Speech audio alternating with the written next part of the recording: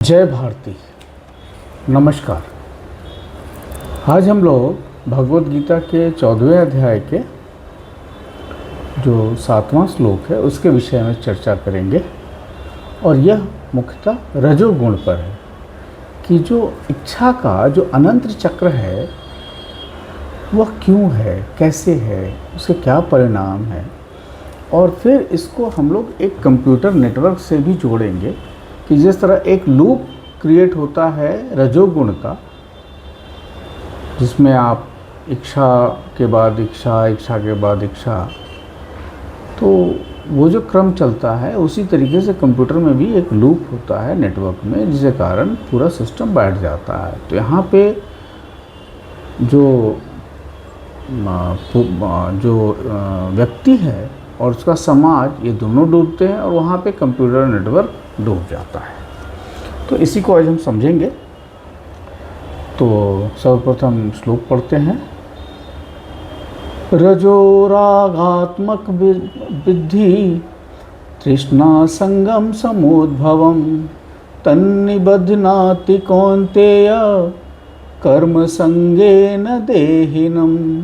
तो भगवान कह रहे हैं अर्जुन से कि हे अर्जुन, रजोगुण का जो स्वभाव है वह राग है। राग अर्थात मन का विषयों में रंग जाना। जिस वस्तु से मन रंग जाता है वही आगे चलकर बंधन का कारण बनता है। तो मधुसूदन सरस्वती यहाँ पे हैं, वो बताते हैं कि रजोगुण एक मनोवैज्ञानिक क्रम में कार्य करता है। तो सबसे प्रथम जो है तृष्णा उत्पन्न होती है। जो अप्राप्त को प्राप्त करने की जो प्रबल इच्छा है वह तृष्णा कहलाती है। वस्तु प्राप्त होने के बाद हमें संग दोष होता है, मतलब हमें उसके खो जाने का भय होता है कि कहीं वो हमसे पृथक ना हो जाए, उसे संग दोष कहते हैं। और दूसरा है कि इससे आगे जाकर जो स्पृहा दोष है, जिसमें उसे और पाने की इच्छा होती है, उसे स्पृहा दोष कहते हैं। तो यह उसके आगे का चक्र है। फिर मन कहता है कि मैं ही करता हूँ, तो यहाँ पे कर्तृत्व का भी भाव आता है। तो अभिमान जो है कि मैं करता हूँ वह यहाँ पे आता है।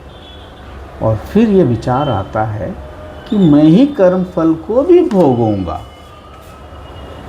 तो मैं करता हूँ तो जो फल है वो मैं ही भोगूंगा।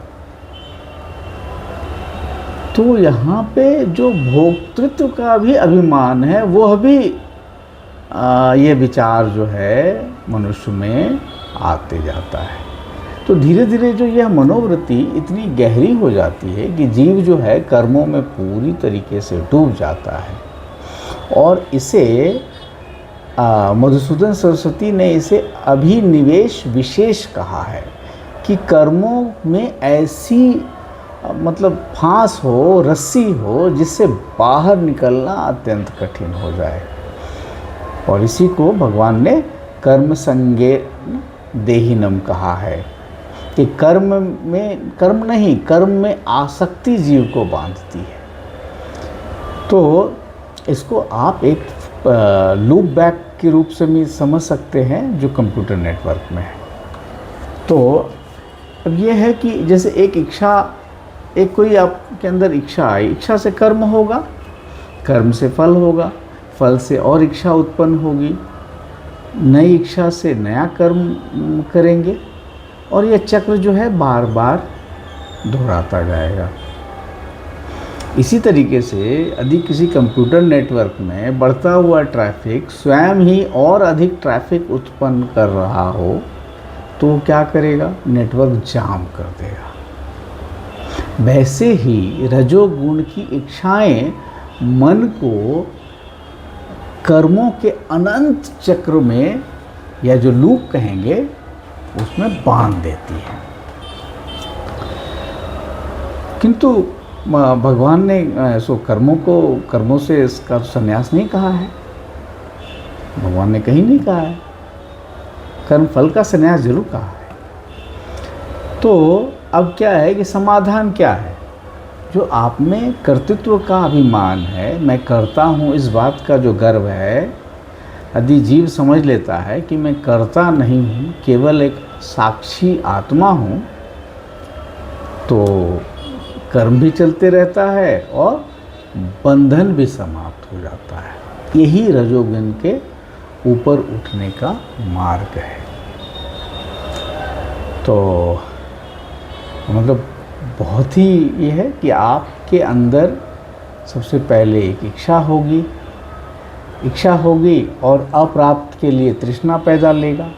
तृष्णा से वह जो आपको मिला है वह कहीं खो ना जाए, इसका भय है, तो संग दोष आएगा। और यदि आपके पास वो प्राप्त वस्तु है तो उसे और चाहने की और पाने की इच्छा होगी, तो वो स्पृहा दोष हो जाएगा। उसके बाद क्या होगा कि मैं करता ही हूँ, मैं ही सारा कार्य कर रहा हूँ, इसका अभिमान आएगा। उसके बाद चूँकि मैं करता हूँ तो जितना भी फल है वो मैं खुद भोगूंगा, तो ये भोक्ता का भी अभिमान आ रहा है कि मैं भोग भी रहा हूँ। और इसी को कहा गया है कि इस अनंत चक्र को अभिनिवेश विशेष कहते हैं, जहाँ से बाहर निकलना एकदम मुश्किल है। यह वो रस्सी की फांस की जैसा है, जो एक बार गले में लग गया तो फिर निकलने वाला नहीं। तो यही है रजस की ये। देखिए, रजस बहुत अच्छा है, परंतु अगर रजस तमस के साथ मिल जाए तो आदमी रावण हो जाएगा, और वही रजस सत्व के साथ मिल जाए तो वो राम हो जाएगा। आप समझें, रजस कितना आवश्यक, कर्म आवश्यक है, परंतु जो उसके साथ वो किस तरफ जा रहा है। अगर तमस के साथ जा रहा है तो रावण और दुर्योधन होगा, और अगर इधर आ रहा है सत्व की तरफ तो समाज के लिए हितकारी होगा, वो राम होंगे, कृष्ण होंगे। तो आपका जो कैपेसिटी है वह रजस डिफाइन करता है, बट आपका जो इंटेंशन है वह तमस या सत्व डिफाइन करता है।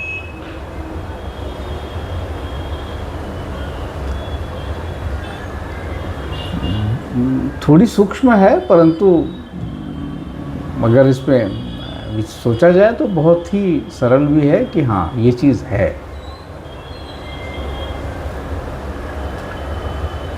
तो आशा है यह आपको ठीक लगा होगा। नमस्कार, जय भारत।